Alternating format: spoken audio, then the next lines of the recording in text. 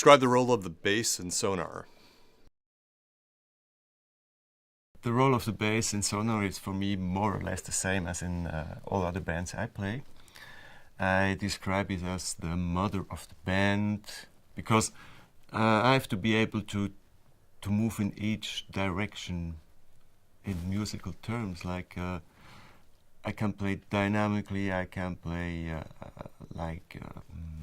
fat, I can play thin sounds, I can interact with a soloist, I can interact with the melody part, with the harmonic part or the rhythmic part.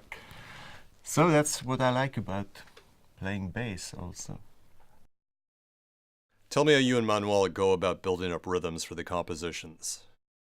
The work with Manuel is based, in the beginning, if we do a new song, it's based on what was written down either by Stefan or someone else who has an idea for a new song, for rhythms. And then in the beginning, we more or less we keep that idea basic during rehearsing, during building up the songs, during finding out and experimenting a bit. And then with summer, I feel like consolidating what we found. And after that, when we play the song live, for me it gets lively. And then together with Manuel, we develop kind of interplay, kind of reactive playing, and do some fills, do some breaks, some small mini breaks, do some micro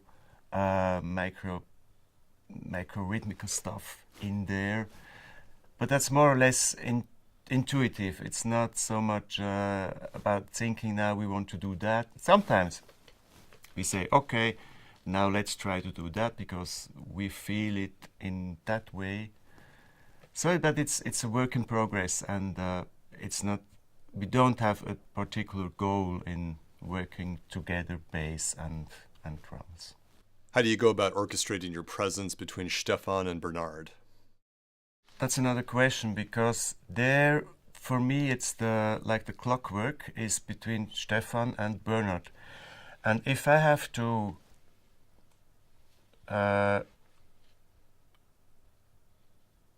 really sync what we are doing and to really fit in exactly on the pattern and the precise position, then I'm oriented towards them, or Bernard or Stefan. Once it's like it's changing, you know.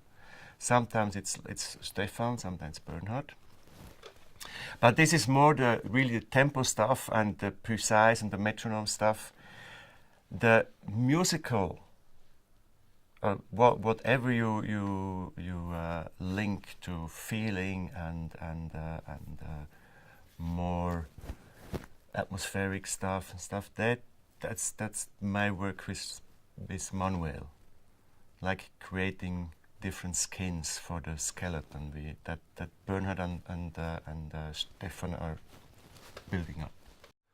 How do you make tritone compositions swing and groove? Yeah, to make any groove or tritone harmonics, whatever, swing and to have that good feeling. It's, for me, it's kind of the shape in your fingers. It's not the technical stuff.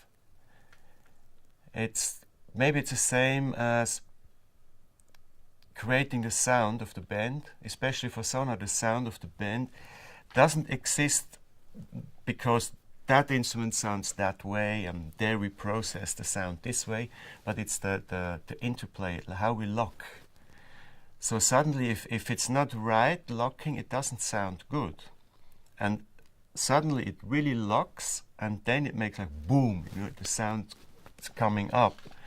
And that's part also of my way to get into that Sonar stuff, is to find out where is it like a bit before, a bit behind, and to make it swing and to make it roll and to find the good flow is actually, you can't describe it. It's a matter of listening to everything and then shape it, in your fingers. I cannot describe it in a better way. How has your bass approach shifted across the 4 Sonar albums? What I learned across the 4 albums we made with Sonar is the way how to really pronounce things in a musical way, and to find out the good way to not do too much, and just do the important things, and not losing any kind of human feelings, but it changed, you know. I think we are now at the point where it's just the right moment to have a 4th musician coming in. It's the right moment to have someone else trying to extend the idea, what we are doing, try to extend the musical idea, and to have the chance to do that now with David is just fantastic. I mean, it's if you would have planned it from the beginning, maybe it never would have happened. So it's because of the steady work, and that we kept on doing what we did, and not giving up the idea of playing the way we are playing. Maybe lead to that moment now where we are producing the album with David, and also having him as guitar player. What's it been like to have David Torn involved in this record?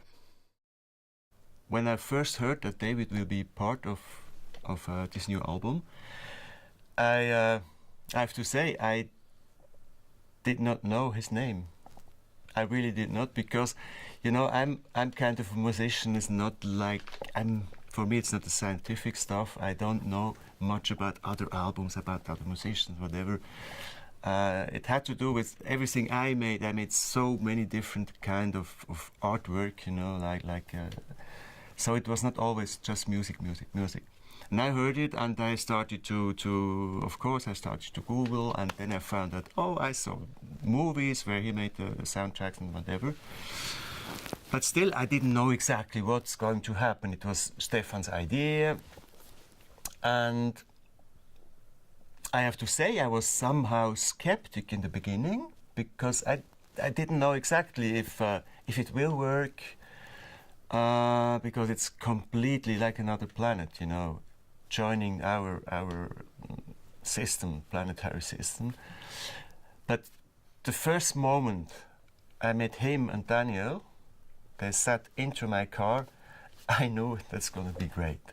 I knew, because I felt this kind of good feeling, this close contact, and it really happened also in the musical interplay, and he had a great influence when we played here, and I'm feeling just fine. I hope it will go on, either making some live shows together, whatever. So I'm fine with that. I'm really fine with that. I hope it's going to be a great album. You've been involved in a wide variety of world music groups. How does your experience working with different rhythms influence your work with Sonar?